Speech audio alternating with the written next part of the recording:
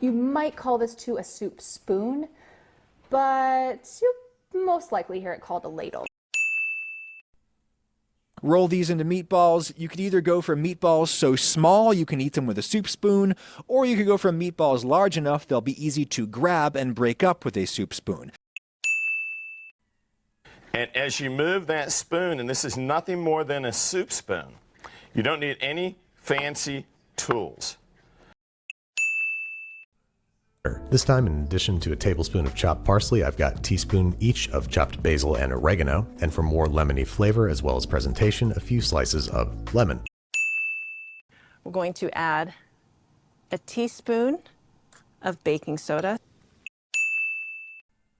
While it bakes, we're going to make the dip by adding a 1/4 cup of tahini to a food processor, along with a 1/4 cup of water, a 1/4 cup of chopped dill, a teaspoon of lemon juice, a teaspoon of white wine vinegar or other vinegar, half a teaspoon of salt, and some ground pepper.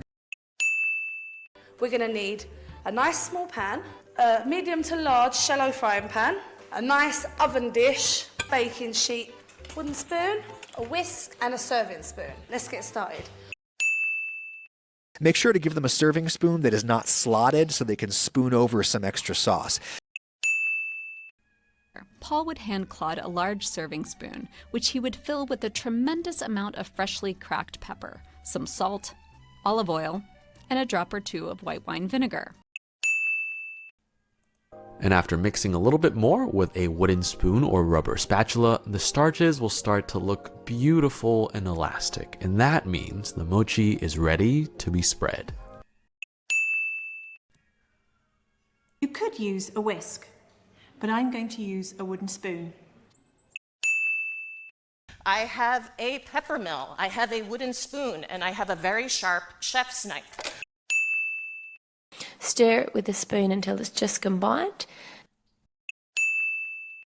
So you're going to pour all of the gelatin into the 1/2 cup of cold water. And then with the spoon, we're going to stir it together, and you'll know that it's ready when it looks like applesauce.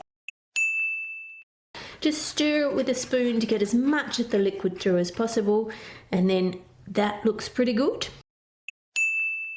A sharp knife is a safe knife. Yeah. And in the unlikely event that you're going to cut yourself, what's better is to have a clean cut, because a clean cut will heal a bit better.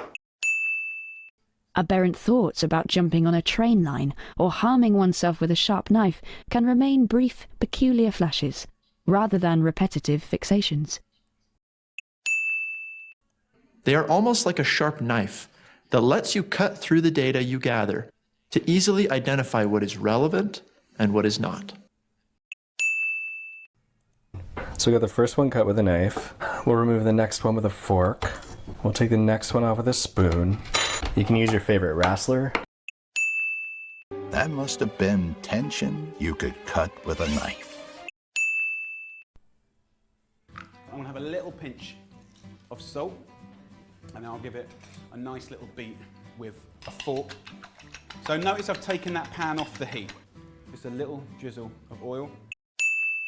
We're then going to beat this whole affair together with a fork until homogeneous. The only other thing you're going to want to add is a whole lot of freshly ground black pepper. It says beat 2 eggs with a fork until well blended. Here's what I'm going to do. We just want to beat this lightly with a fork.